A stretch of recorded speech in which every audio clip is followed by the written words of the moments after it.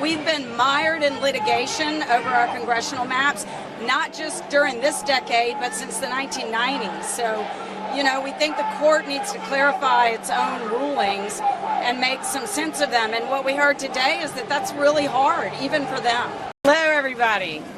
We thought we'd be out in the morning, but now it's afternoon, and I think that just illustrates that the court is very engaged on this issue.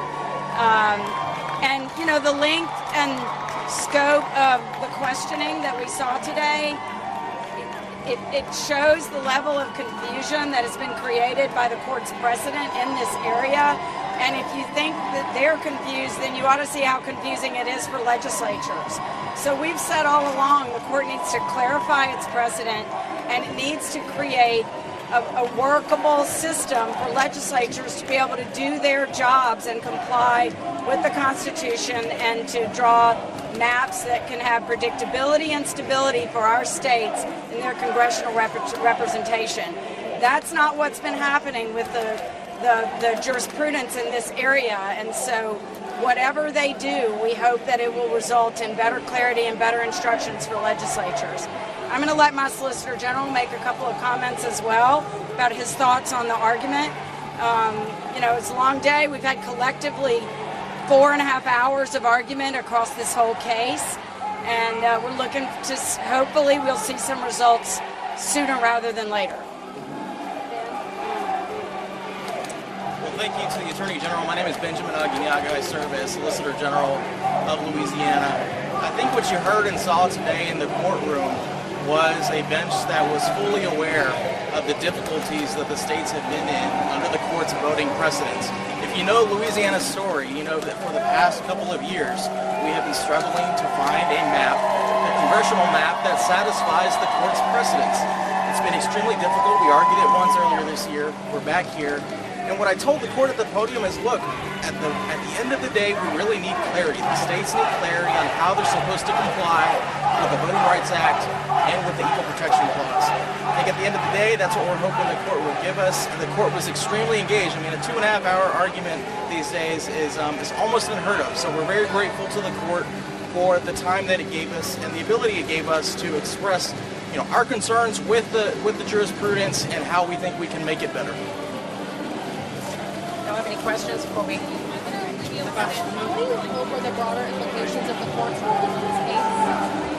Well, every time they handle a Voting Rights Act case, it has enormous implications across the country, and we're talking about congressional representation.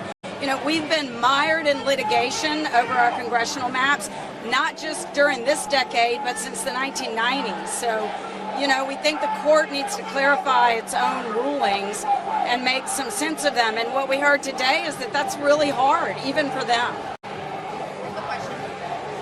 I know you said race should play no part in drawing these lines, but without those considerations, Louisiana, a state where 1/3 of the population is black, only had 1 out of 6 majority-minority districts. Do you see that as fair? So we've said all along that you have to look at how the population is distributed and look at how maps can be done legally and constitutionally. And that was the basis on which we defended the first map that we drew that was part of the Robinson litigation. And so, I think that we've been over and over this argument about proportionality. Proportionality is not the test. And so, I think we are all bound by the rules that apply. And the court has made that even more difficult with confusing precedent on telling legislatures what they can and cannot do. Milligan was the most recent case, not counting the Charleston County case. The Milligan case basically said you can think about race, but you can't think about it too much. That is not a workable standard. Our legislature passed a map that had been pre-cleared twice by the Justice Department and had been largely implemented after lengthy litigation involving prior maps where we did try and draw another majority-minority map that was struck down by the courts. So, our legislature has been acting in good faith, not just this decade, but for decades past, in trying to comply both with the Voting Rights Act and with this court's jurisprudence. It is an impossible task. And so, they need to fix this. This is real, the job is clear from our standpoint that the court needs to fix this because we think the court is what's broken the process to begin with. Good? You mentioned you don't feel Milligan's a workable standard, but obviously that decision just 2 years ago. Do you see any hurdles in trying to get the justice to reconsider a decision that was so recently handed back?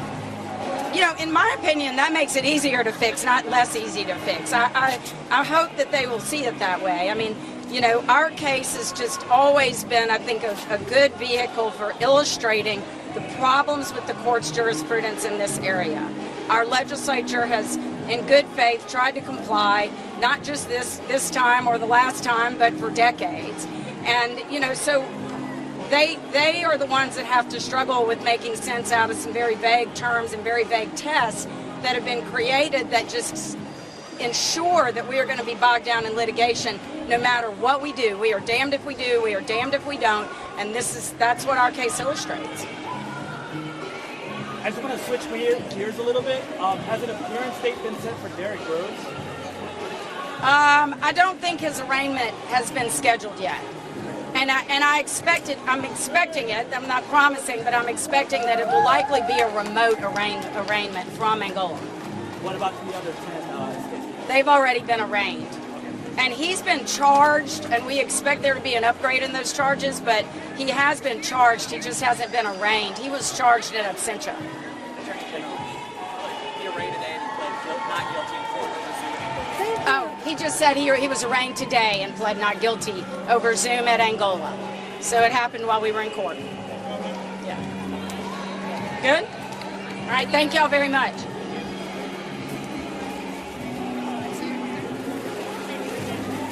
Louisiana Attorney General Murrill spoke to reporters outside the Supreme Court after the oral arguments in Louisiana versus Callais, reflecting on the intensity and significance of the proceedings.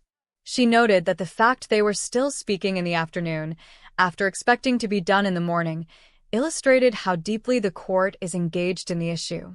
The length and scope of the questioning revealed the level of confusion created by the court's own precedent in voting rights cases. If the justices themselves are finding it complex, she said, it's even more challenging for legislators who are tasked with drawing congressional maps that comply with both the Constitution and court rulings. She reiterated that clarity is needed so states can create stable and predictable maps without constant legal uncertainty. Solicitor General Benjamin Ainiaga also addressed reporters, explaining that Louisiana has struggled for years to produce a congressional map that meets federal standards. He highlighted that the court dedicated an unusually long 2.5 hours to oral arguments, which showed how seriously the justices were considering the case. Ainiaga emphasized that states need clear guidance on how to comply with both the Voting Rights Act and the Equal Protection Clause, something the current jurisprudence has failed to provide. He expressed hope that the court's eventual decision will bring much-needed clarity. Murrill addressed the question of race and redistricting, noting that while 1/3 of Louisiana's population is Black, the law does not require proportional racial representation. She stressed that proportionality is not the legal standard and that the legislature has acted in good faith to follow existing rules. The recent Milligan decision, which allows lawmakers to consider race but warns against considering it too much, was described as unworkable and confusing. Louisiana has repeatedly tried to draw maps that comply with court guidance, only to end up in more litigation due to vague and shifting standards. She argued that the problem lies in the lack of clear direction from the court, which has created a situation where legislators face legal battles no matter what they do. Revisiting recent precedents like Milligan, she said, could actually make it easier to correct the confusion rather than harder. She framed the case as an example of how unclear legal standards trap states in prolonged redistricting battles stretching back decades. At the end of the briefing, Murrill also addressed an unrelated criminal case. She confirmed that Derrick Rose's arraignment was expected to be remote from Angola, while other defendants had already been arraigned and charged. She added that upgraded charges were expected. Reporters were informed that Rose had, in fact, been arraigned via Zoom during the court proceedings.